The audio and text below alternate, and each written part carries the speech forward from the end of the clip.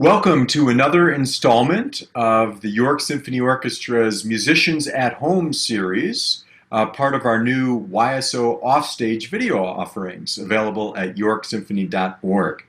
My name is Maestro Golan, and I am the Jody and Louis Appel Jr. Music Director of the York Symphony Orchestra, coming to you today from my home in Denver, Colorado. And today I'm chatting with Nick Mazziott, the principal trombone of the York Symphony Orchestra, coming to us from his home in Baltimore, Maryland. Hello, Nick. How are you holding up? I'm doing all right. I'm pretty prepared. I know this was coming for years. Not necessarily this. I've got, over here you'll see I've got a full stack of my TP and, a little something to keep me busy. And as long as my wife and kids don't find the toilet paper, it should last me 2 months, maybe 3 months. Well, But, yeah, go ahead. I'm glad to hear that you're all set in the toilet. Yeah, well, if I run out, I got sandpaper, so, Oh, yeah. Great. Well, nice. So could you please, let's start by having you tell us how long you've been playing with the York Symphony Orchestra. Started about 4 years ago. That was the audition 4 years ago, and right after that, I did the final concert with you guys, and then my official season started in the fall of 2016. So really 3.5, 4 years. Okay. Yeah, we started with that John Williams concert. Yeah, that's a handful, especially for the brass. So tell me, in that time, what has been your most memorable concert with the York Symphony Orchestra? There's been so many. You've programmed well for the brass. Very well for the brass. Well, the John Williams one, the first one, I thought you were trying to get me to quit the orchestra because that was a blow. It was on the face the whole concert, and all the brass. I looked down the brass section. We had sweat down our faces, and people were like, "Oh, my lips hurt." And I'm like, "I understand." So, but I'm still here. So you haven't. I stayed. Yeah, you're still there to talk about it. Yeah, and certainly there's a lot of pieces that you've programmed. Chike 4, beautiful piece. There was another concert that was memorable was that American Classics concert. Uh-huh. You had Appalachian Spring, Porgy and Bess, that American or Armed Forces Salute on there. Overture to Candide. Even you says, "Wow, what was I thinking?" Yeah, I think I said something like, "Who programmed this concert? This is crazy." Yeah, and there was one more. I mean, I know I'm probably eating up too much time, but Oh, it's fine. the last spring, the last concert, Ein Heldenleben, and I remember that one very well because I invited my former high school band director there, and he came to the concert. He only lives like 15 minutes from the hall, and he hates everything. So afterwards, I took him out for a beverage, and I said, "Well, what did you think of the concert?" And I thought he was going to say, "Well, this was out of tune." I thought he was going to be all, putting it down. He loved it, so that's it feels good to have your old band director who didn't like anything like the concert. He loved the concert, actually. Yeah, well, that's great. I'm glad to hear that. Yeah. Well, looking ahead to next year, I know you're aware of what we're going to be playing. Do you have any highlights? Anything that you're most looking forward to playing? Well, you programmed some good stuff.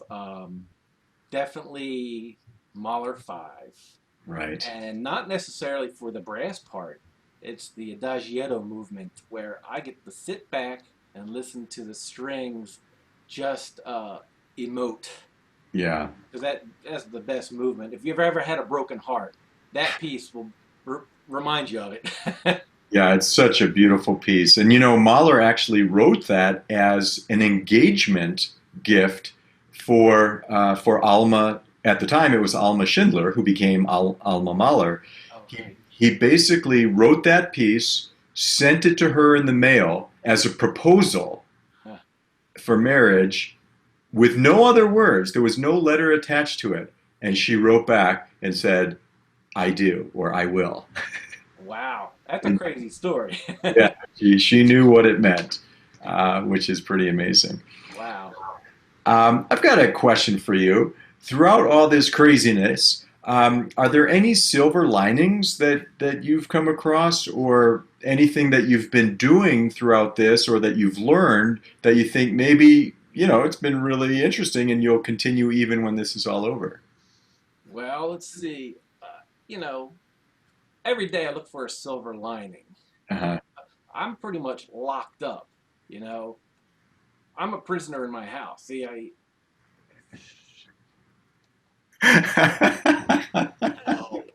Okay. but yeah, I've been able to really to go out.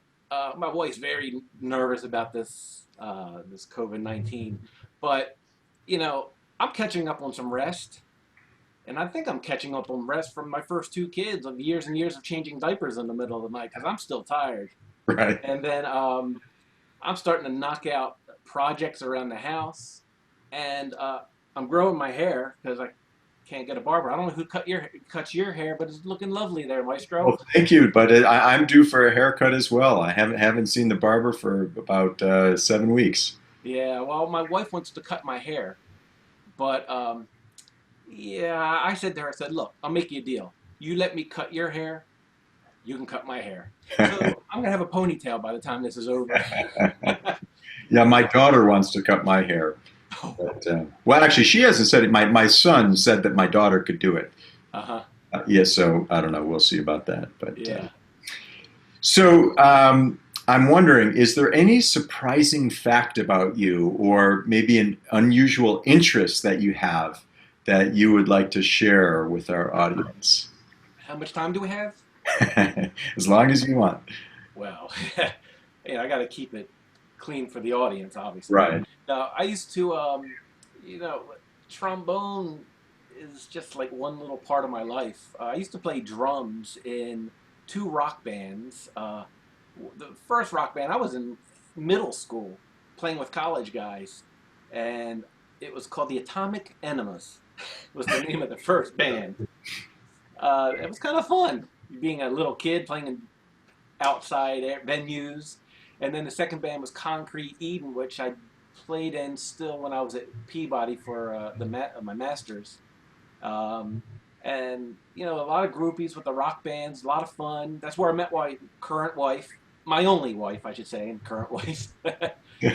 So I met her at Peabody, but because of the band, she was my one and true groupie in the band. Um, like I said, playing trombone is a small part of my life. I feel like every day um, I'm a maintenance man. Like the furnace went up in my house. I'm taking 3 days to fix it. I fixed the furnace, got the heat, the hot water going again. No repairman's gonna come out here or whatever. And then I don't know, landscaping. I worked so many jobs just to get through school. I was a landscaper, handyman. I mean, yeah, a lot of stuff. Yeah, well, that's great. Yeah. Well, I think I'll just add, if it isn't already obvious to anybody watching this video, I will add that you have such a great and cheerful, funny personality that you're, in terms of, people in the orchestra, I think you just bring a lot of smiles and a lot of laughter to a lot of people, and I think that's really fantastic. Life's too short. I like it's getting shorter every day too. That's So right. That's right.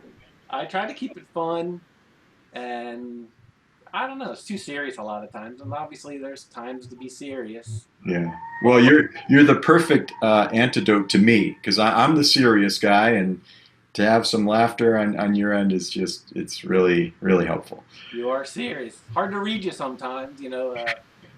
One of the Pops concerts that we did, the first one with the sleigh ride. You said, "Oh, brass, or trombones, feel free to do something." And so I said, "Well, stand up." We stood up, and I was like, "You did not." It looked like you did not like that. I was like, "Oh boy, here it goes." Oh, I loved it. I loved it.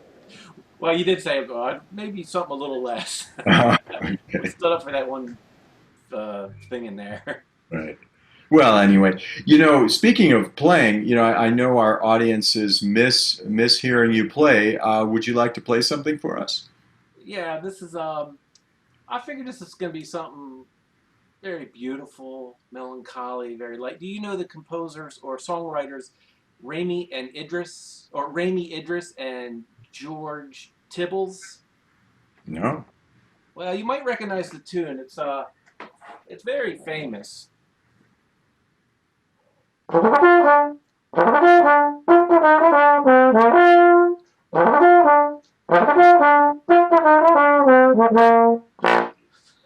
You recognize it?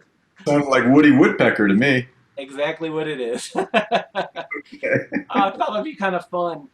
And the funny thing about that is, right before we got put into quarantine, we bought a cockatiel. Really? And I started whistling that song one day, and that bird whistles that tune every day. Whistles Woody Woodpecker. He also whistles the cat call. I can't whistle. I probably do it with my trombone better. You know, he can whistle that better than anybody. Wow. Well, So, good. Well, it sounds like you're keeping yourself entertained. That's always a good thing. oh yeah, I'm going insane. I'm going crazy. Well, Nick Mazziott, Principal Trombone of the York Symphony Orchestra, thank you so much for joining me today, and I look forward to seeing you in person with the orchestra as soon as possible. Me too. I can't wait to see you. All right, have a good one. Take care.